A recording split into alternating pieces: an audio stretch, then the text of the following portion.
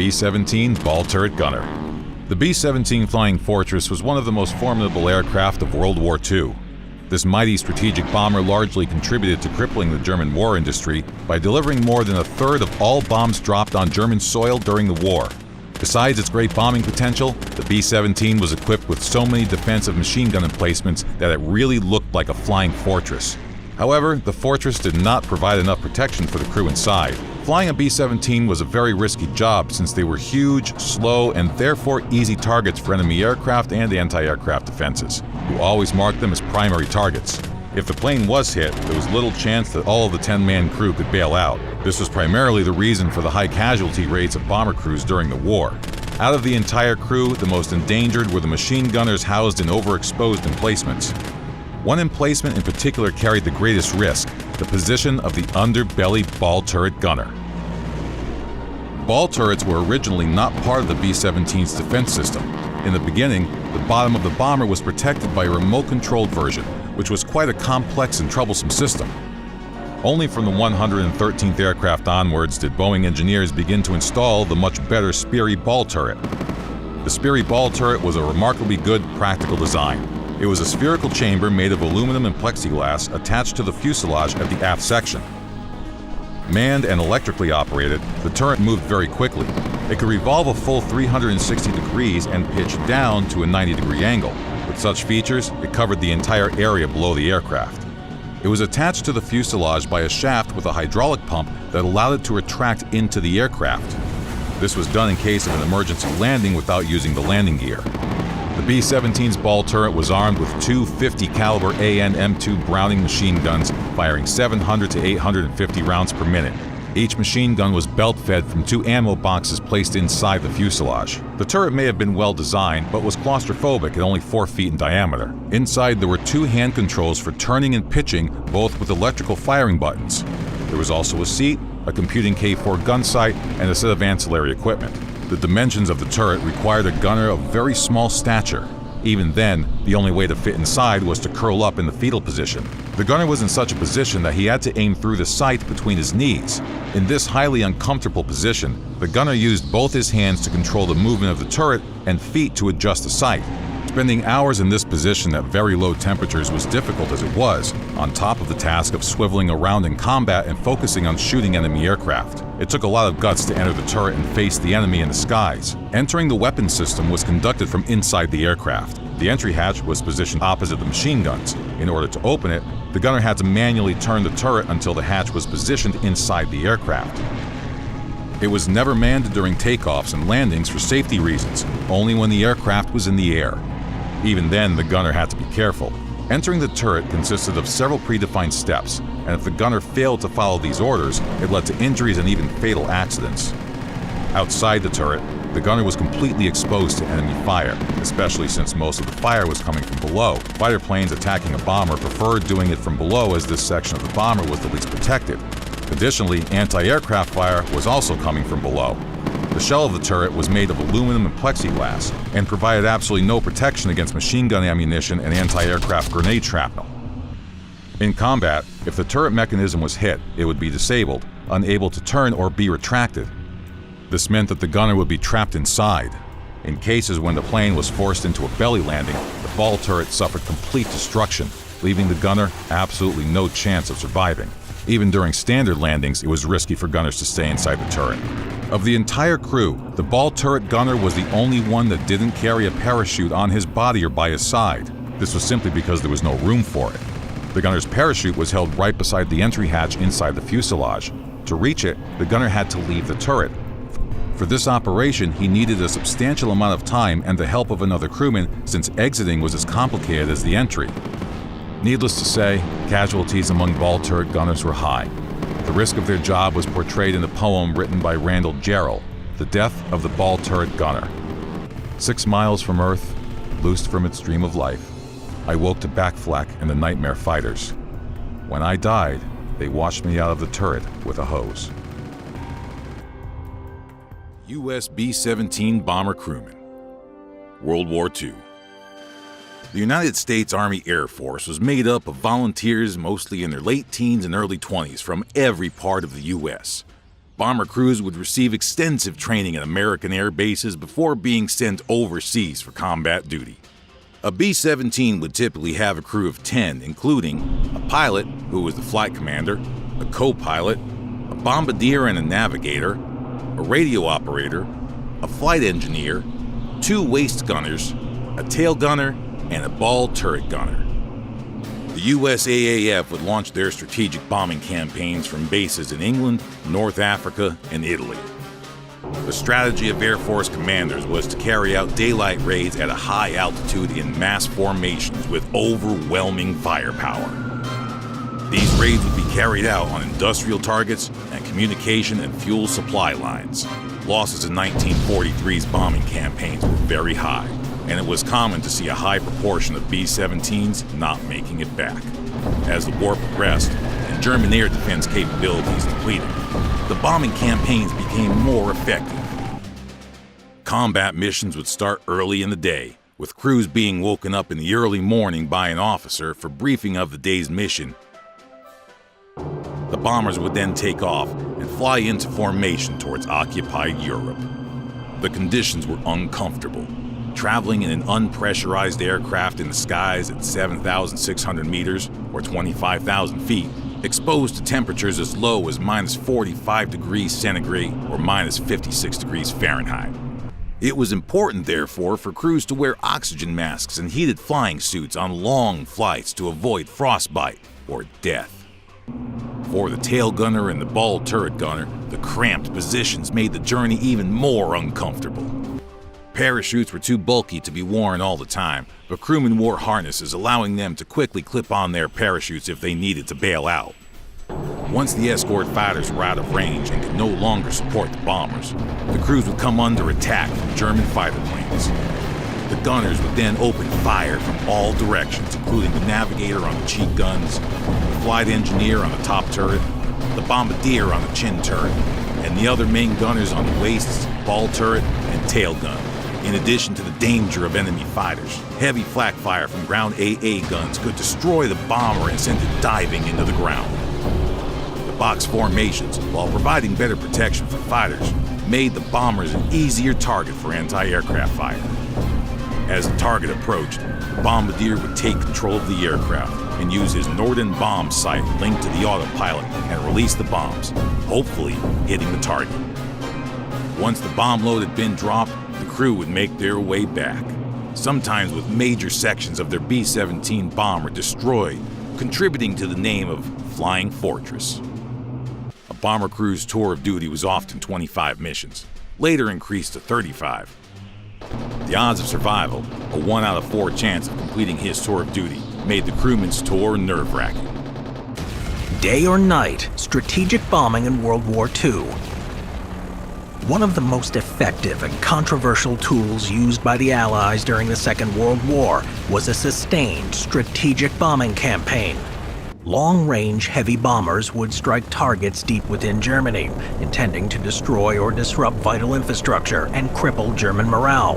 Both the Americans and the British agreed on the importance of strategic bombing, though they differed greatly in how such a campaign would be conducted and the methods that would be utilized.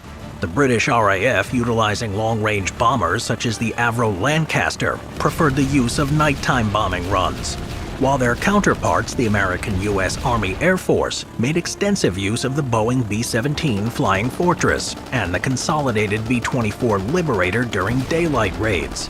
Each would have their own rationale for flying either day or night. In January 1943, the Casablanca Directive was issued. It was a joint British-American plan that outlined an around-the-clock bombing campaign designed to ensure the, quote, destruction and dislocation of the German military, industrial, and economic system, and the undermining of the morale of the German people to the point where their capacity for armed resistance is fatally weakened, end quote. During the day, German skies would be darkened by flights of American bombers, while the nights would be handled by the British. The Americans' main objective, in theory, was the precise destruction of specific targets to smash German industry, such as factories, while limiting collateral damage. In order to hit their targets with as much accuracy as possible, the bombers would make use of the latest targeting instruments, such as the Norden bomb sight. The Norden bomb sight was imbued with mythical qualities, believed to be able to aim a bomb into a pickle barrel.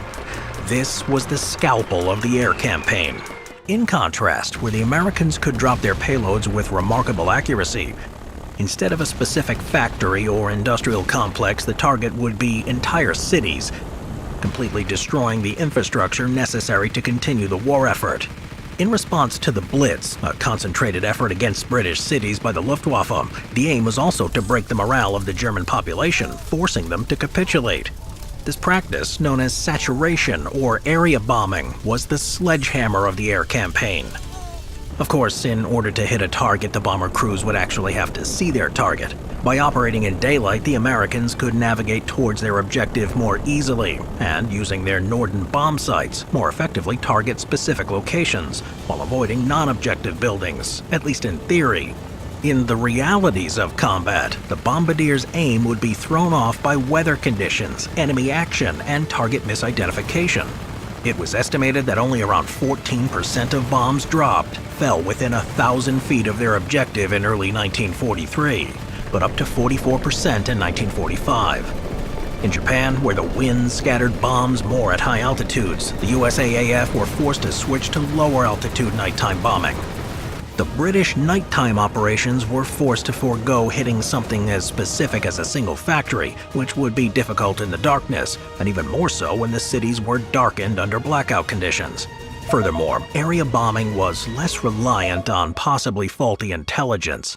Maps, photographs, and other forms of information about a potential target could be misleading, meaning that even the most precise and surgical strike could simply have hit the wrong target. By spreading their payloads over a wider area, British bomber formations ensured that at least something important would be hit. One of the biggest risks to any bombing mission was the presence of Luftwaffe fighters, such as the Bf-109. In spite of the extensive defensive armament on their bombers, up to 13 50-caliber machine guns on the B-17, German fighters exacted a devastating toll on the bombers. The obvious solution to this issue was to send their own fighter escorts to fend off the enemy aircraft. The problem was that early in the war, there was no fighter plane that could match the range of the bombers so far into Germany. Once the fighters, such as the Republic P-47 Thunderbolt, reached the limit of their operational range, they would be forced to turn back. Once the escorts were gone, the bomber formations would be swarmed by Luftwaffe aircraft. This problem would be solved later in the war with the introduction of external drop fuel tanks, as well as the creation of a long-range fighter, the P-51 Mustang. Flying in dense formations, allowing the guns to cover one another, the bombers were also vulnerable to flak guns, which could easily see the planes as they flew overhead. The RAF Lancasters also operated outside the range of fighter escorts, such as the Supermarine Spitfire, though by operating at night they received much less opposition from German fighters. The flak guns, which could easily see the American bombers, even at high levels, were forced to rely on searchlights to detect incoming British aircraft. The Lancaster also lacked the same defensive features as the Flying Fortress, foregoing the same defensive armament with 8 machine guns in favor of a larger payload capacity. With more limited defensive armament, the most effective way to avoid the enemy was to avoid detection as much as possible, using the cover of darkness as a screen to stay safe from the enemy. The larger payload meant more destructive potential with each bombing run. Overall, the cost of daylight bombing runs was immense. Over the course of the war, the 8th Air Force alone, which performed the majority of raids over Germany, lost 26,000 men, more than the Marine Corps during the entire war, with total US AAF losses placed at 40,000 dead, 18,000 wounded, and around 12,000 captured. In August 1943, a major raid meant to disrupt German aircraft production was launched. The targets would be a Messerschmitt plant in Regensburg and a ball bearing factory in Schweinfurt. Once they were over their target, the unescorted bombers were swarmed by Luftwaffe fighters and were torn apart. Of the 367 bombers that participated in the raid, a staggering 147 were shot down. In a later follow-up strike against Schweinfurt, of the 291 bombers deployed, 60 were shot down, 17 crashed in England, and 121 were in need of vital repairs. Known as Black Thursday, it was clear that the defensive guns of the American bombers were insufficient to keep the aircraft safe, and unescorted missions were suspended. British night raids were marginally safer, being shielded by the cover of darkness, though they also suffered heavy casualties. German fighters, flak batteries, and other anti-air defenses took their toll, and by the end of the war, the RAF had lost over 57,000 men, with 8,400 wounded and just under 10,000 made prisoner. To this day, there is debate over which method was more effective. American daylight bombing was, at least in theory, more precise, enabling the Allies to grind down German industry. By cutting off this logistical element, the Wehrmacht would no longer be able to operate, and their war effort would grind to a halt. By area bombing at night, the RAF destroyed major portions of German infrastructure, forcing Germany to divert resources towards repairing the damage rather than the war effort. Perhaps the most controversial aspect of the bombing campaign was the effect on civilians. While American precision bombing did try to target strategic locations, the realities of war meant that large portions of their payloads would fall on civilian areas. The area bombing of the British, however, guaranteed that civilians would be killed in raids. This was seen as justifiable, as no doubt many of those killed were factory workers, playing a vital role in the war effort. It was also believed that by hitting a civilian area, German morale would collapse and their desire to continue the war would diminish. In probably the most infamous example, on February 13, 1945, the city of Dresden would be targeted. The first wave of RAF Lancaster bombers dropped high-explosive and incendiary bombs on the city, dropping 880 tons on the city center. A firestorm erupted and flames tore through the city. With this and subsequent British and American raids over the next few days, left Dresden, the seventh largest German city, in ruins, with between 25 to 35,000 dead. Though this was the most famous example, many other cities were targeted in a similar fashion, and anywhere between 750,000 and 1 million German civilians were killed as a result of the air campaign. Overall, the daytime raids by the U.S. Army Air Force and night raids by the RAF were a vital part of the Allied war effort, each with their own pros and cons. Which method was more effective was debated at the time, and will no doubt continue to be a source of discussion into the future. Cross-section: B-17 Flying Fortress. Origins: the B-17 began development far before the outbreak of hostilities. In the 1930s, the Army Air Corps was in need of a large four-engine bomber, one that could be called to America's defense if an enemy fleet was to invade from a distant corner such as Hawaii, Alaska, or Panama. To this end, the aircraft company Boeing created the first prototype as early as 1935. In 1937, there was a limited production run, so by the time the U.S. entered the conflict in 1941, there was already a small but growing fleet of the aircraft. The name Flying Fortress came from a reporter who in 1935 exclaimed that the prototype looked like a flying fortress after seeing the multiple machine guns on the craft. Variants and numbers. Over the years, the basic design of the B-17 was upgraded multiple times. After the Model 299, the first prototype, the first to go into significant production was the B-17B, which first flew in 1939. During the war, the Flying Fortress was modified multiple times, with improvements such as more defensive guns, more powerful engines, and many other features to improve performance. The B-17G is considered to be the definitive variant of the Flying Fortress, with over 8,600 manufactured before production ended.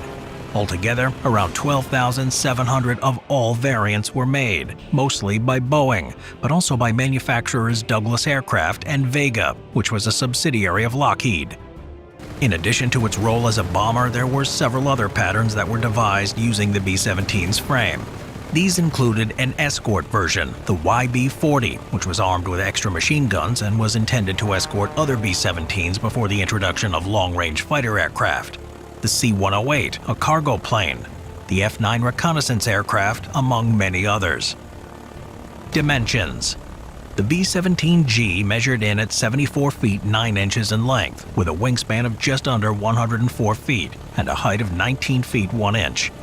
It weighed in at 36,000 pounds unloaded, though this can increase to upwards of 65,000 pounds with a full bomb load, machine guns, ammunition, and other additions. The Flying Fortress was made from aluminum, which was much lighter than steel, saving on valuable weight. Performance. The B-17G was propelled by 4 Wright Cyclone R1820 9-cylinder engines, each one capable of producing 1,200 horsepower. The top speed of the Flying Fortress was 300 miles per hour, though this was rarely done, with typical cruising speed of around 170 to 200 miles per hour. The surface ceiling was 35,000 feet. The B-17 was a long-range bomber and had a large 2,800-gallon fuel tank, giving the Fortress a range of around 2,000 miles, though this can vary greatly depending on the bomb load, weather conditions, and numerous other factors. Armament. As a bomber, the B-17G had a typical payload of 6,000 pounds of bombs, though this can be increased to 8,000 pounds depending on the type of ordnance being carried. In some cases, external bomb racks were fitted to the fuselage, increasing the payload to over 17,000 pounds, though this greatly reduced the operational range and was rarely performed.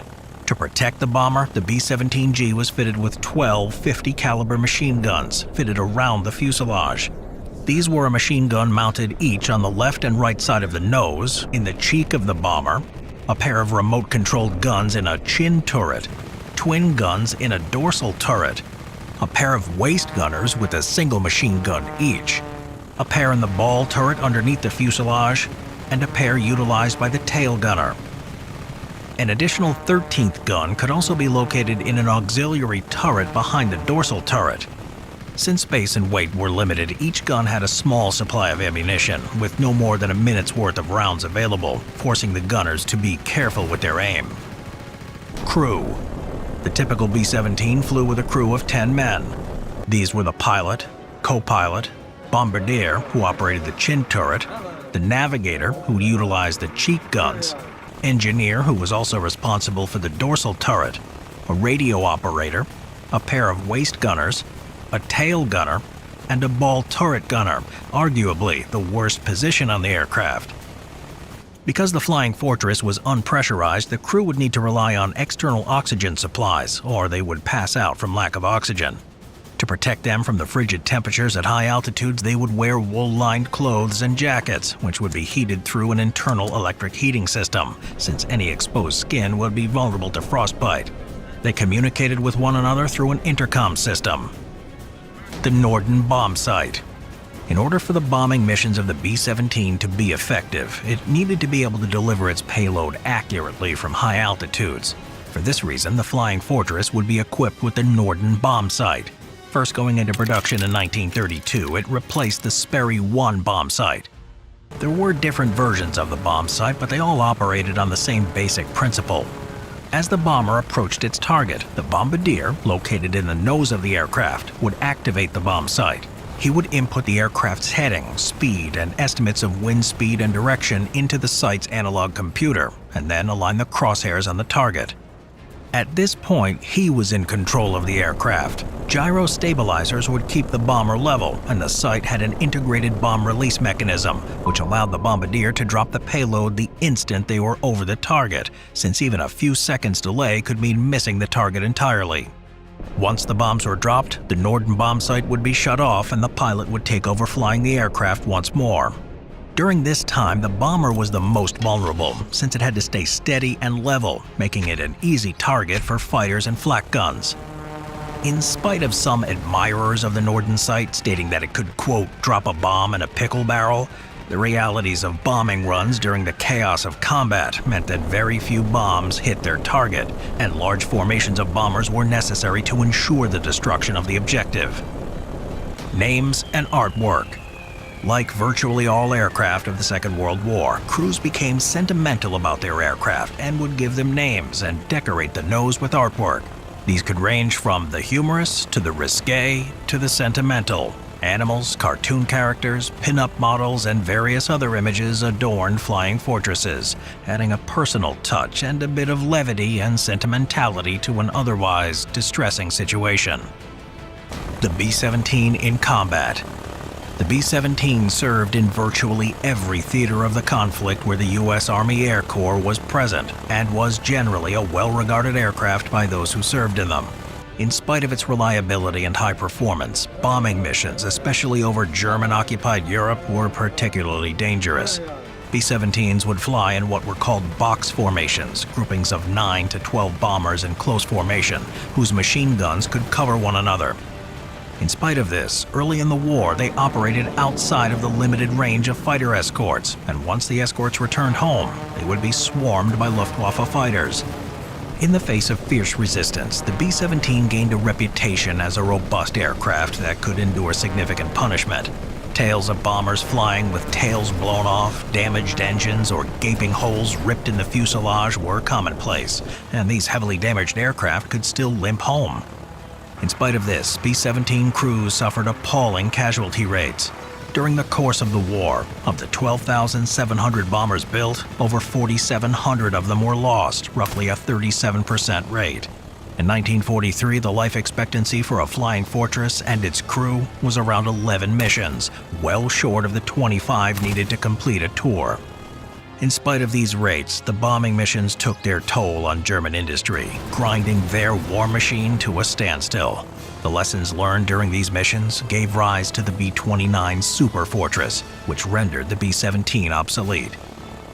After the war was over, the surviving B-17s were still used into the 1950s for reconnaissance, training, and as a cargo plane. Of the thousands that were produced, only a few dozen flying fortresses remain intact, mostly as museum pieces, and only a handful are airworthy. And these have been grounded due to safety concerns, ending the career of one of the most famous aircraft ever to take to the skies. We upload all the videos that we have to censor from YouTube to our Patreon. Right now, you can watch uncensored videos on the Battle of Compiègne, medieval warfare, and the Sherman tank, all on Patreon. History is epic. Watch it uncensored.